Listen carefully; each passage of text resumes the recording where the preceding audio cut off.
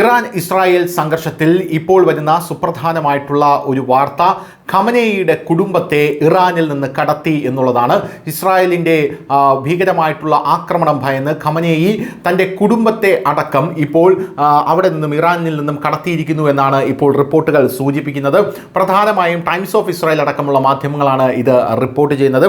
പ്രസിഡന്റിൻ്റെ വിമാനം ഉൾപ്പെടെ 3 ഇറാനിയൻ വിമാനങ്ങൾ ഒമാനിലേക്ക് പോകുന്നതിൻ്റെ ദൃശ്യങ്ങൾ ഇപ്പോൾ അവർ പുറത്തുവിട്ടിരിക്കുകയാണ്. എന്തുകൊണ്ടാണ് പ്രസിഡന്റിൻ്റെ വിമാനം ഒമാനിലേക്ക് പോകുന്നത് എന്ന ചോദ്യത്തിന് അതിനകത്ത് ഖമനേയിയുടെ കുടുംബമുണ്ടായിരിക്കും എന്നുള്ളതാണ് ഇവരുടെ നിഗമനം എന്ന് പറയുന്നത്.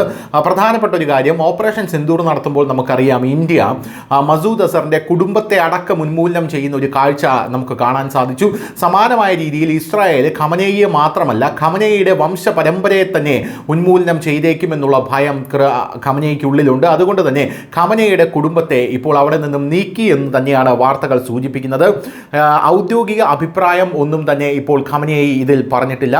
വെടിനിർത്തൽ ചർച്ചകൾക്കായാണ് ഇറാനിയൻ ചർച്ചക്കാർ പോകുന്നത് എന്നുള്ളതാണ് ഇപ്പോൾ ഇറാൻ മാധ്യമങ്ങൾ പറയുന്നത്. വെടിനിർത്തൽ ചർച്ചകളാണ് ഒമാനിൽ നടക്കുന്നത്, അല്ലാതെ ഖമനേയിയുടെ കുടുംബം പോയതല്ല എന്ന് പറയുന്നു.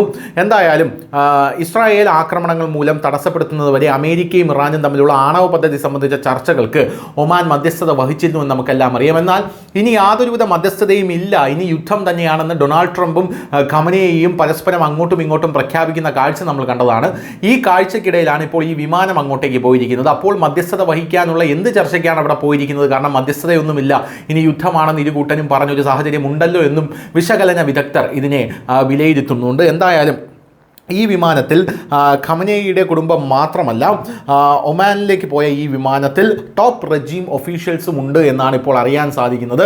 വിവിധ പട്ടാളക്കാർ, വലിയ വലിയ ഉദ്യോഗസ്ഥർ, പോരാത്തതിന് അവരുടെ കുടുംബങ്ങളും ഇതിനകത്തുണ്ട് എന്നാണ് നമുക്ക് മനസ്സിലാക്കാൻ സാധിക്കുന്നത്.